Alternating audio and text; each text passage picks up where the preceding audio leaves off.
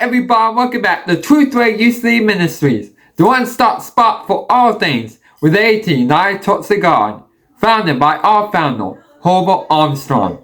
Today, we are talking about Father's Day. Should Christians observe it? Does it have pagan origins? And what does the Bible have to say about it? We answer those questions and more, all in this video. So let's get right into it. Father's Day did not become a national holiday until 1972. At first, it was not quickly embraced.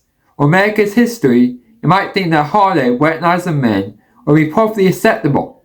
After all, men dominated American society in the early 20th century. In addition, a Father's Day, or day that recognizes the role of fathers in the family, is an ancient tradition. In history books, there is mention of a Southern European tradition dating back to 1508. Certainly in modern times, we do not give Father's Day a second thought. It's been almost 50 years since President Nixon's administration declared the third Sunday in June a day to recognize and honor the role of fathers in society. Mother's Day came first, so men in the early 1900s associated such a tribute with women and found the idea of a day for men too effeminate to their liking. To be fair, Mother's Day was counts in terms of femininity. In 1914, President Woodrow Wilson called Mother's Day a way to recognize that tender digital army, the mothers of America. Men viewed the idea of a Father's Day as similar to Mother's Day, with its popular flaws. For fathers, it didn't have the same sentimental appeal. As one historian writes, they scoffed at the holiday's sentimental attempts to domesticate manliness with flowers and gift-giving, or they derided the proliferation of such holidays as a commercial gimmick to sell more products, often paid by the father himself. Also, according to Lawrence R. Samuel, author of American Fatherhood, a cultural history, men had a different role in the family during the first half of that century. It's patriarchal, so they felt that a special day to exalt fatherhood was a wild, silly idea, when it was mothers who was underappreciated. However, that sentiment changed over time for several reasons. The first known Father's Day service occurred in Fairmont, West Virginia.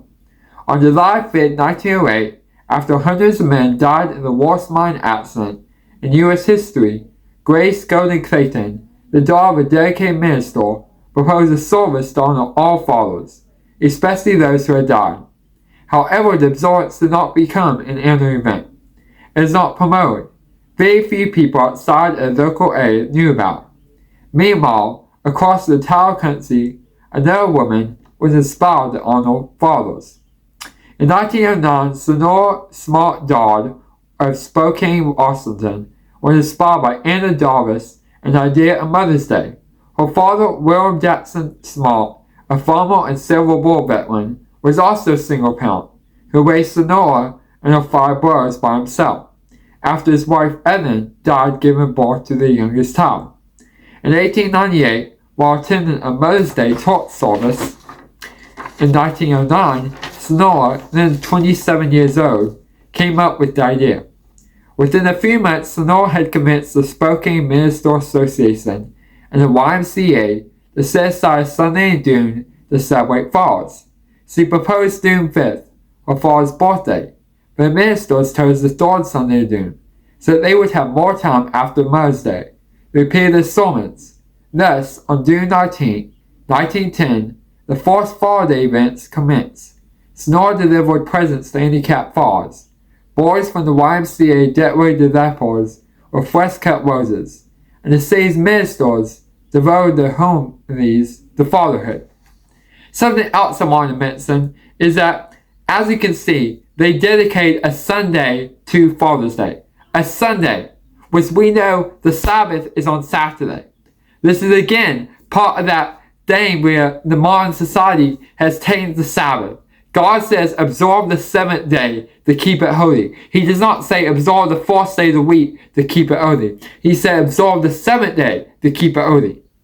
So while Father's Day being on Sunday is a good day, like it needs to be on Sunday because Saturday is a day of rest, Saturday is for the Lord, and Saturday is not supposed to be worked on.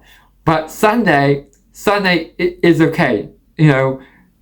so Father's Day, it's going to mix in a little bit. You do things for your father. You go fishing, you ride go-karts, you go on a day trip, you do something, and that stuff is not okay on the Sabbath. If Father's Day was on the Sabbath, we can't do those things. But because it is not on the Sabbath, because it is on the Sunday, we can do those things. We can endure the day. We can go on day trips. So this mixing that, I don't know if that has anything to do with the Sabbath being abolished, but, that is kind of weird that they chose a Sunday instead of Sunday, which is the same day that they call the Sabbath.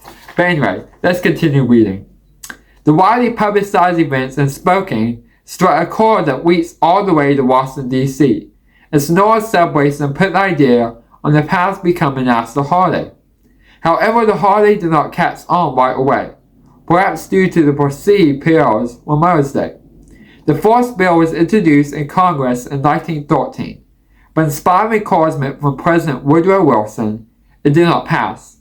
8 years later, President Calvin Coolidge signed a resolution in favor of Father's Day to establish more intimate relations between fathers and the children, and impressed upon fathers the full measure of their obligations.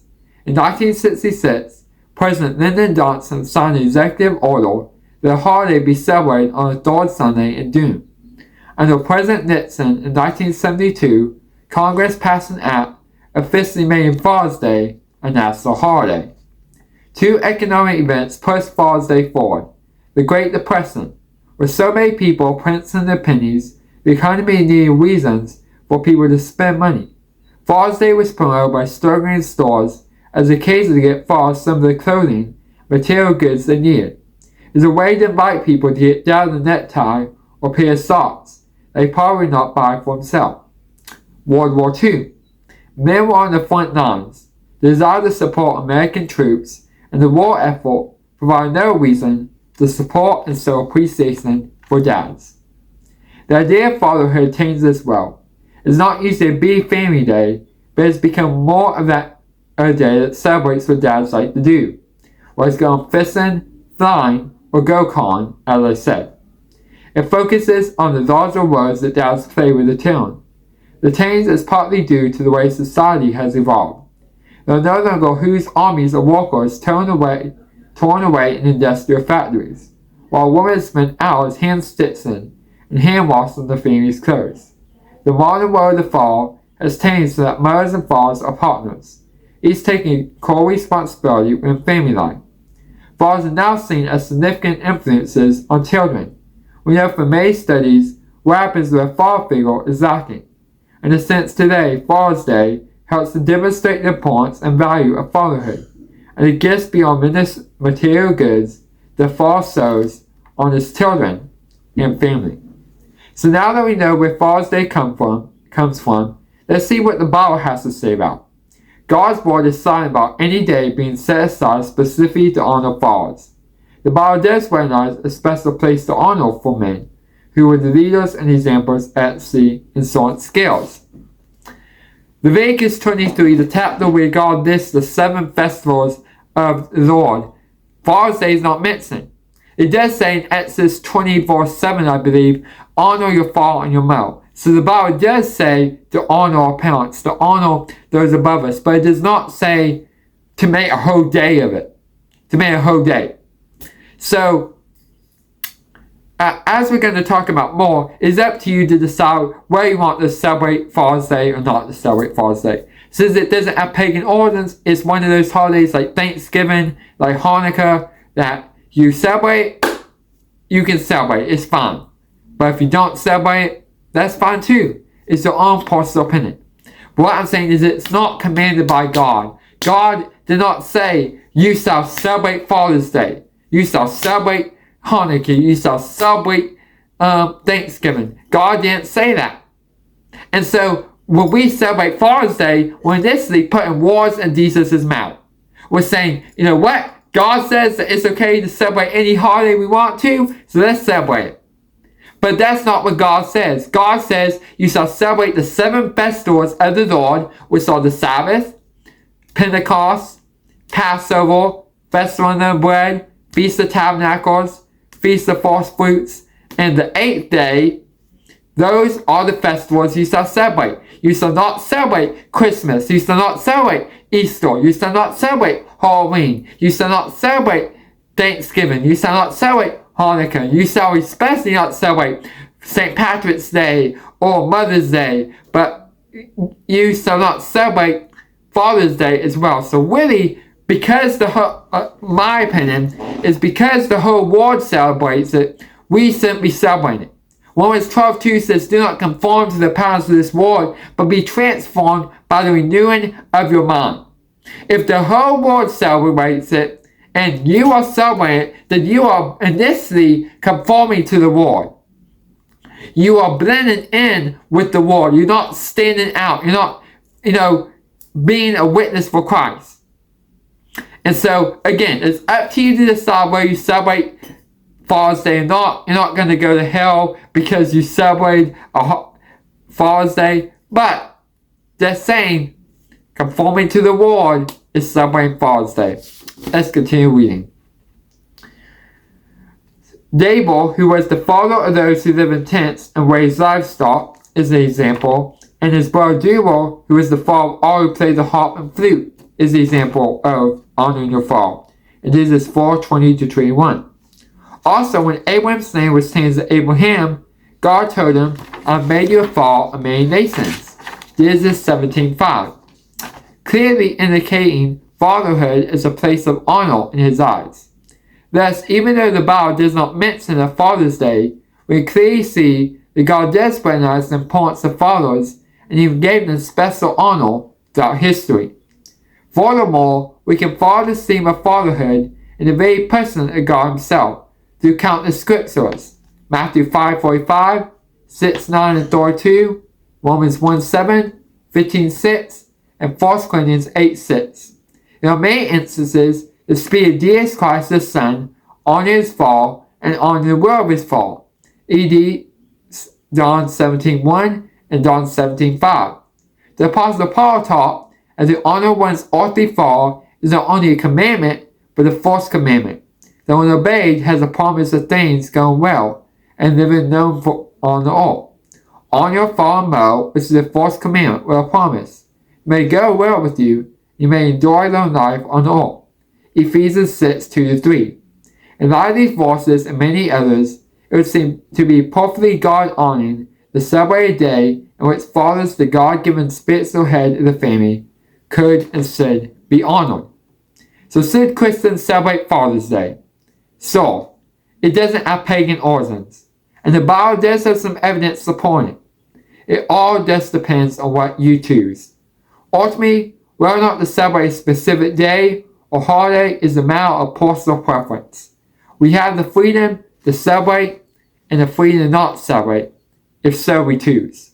But again, since it's not listed in Leviticus 23, I would suggest not celebrating it. Me, I won't be celebrating Father's Day. Personally, I won't be celebrating Father's Day. But while you celebrate Father's Day or not, that's your decision, that's your conscience. You do what you want to do. But I hope you liked this video. And if you did, then make sure to smash that subscribe button so you don't miss any of my videos. And as always, I love y'all, I'll see y'all later, and peace out.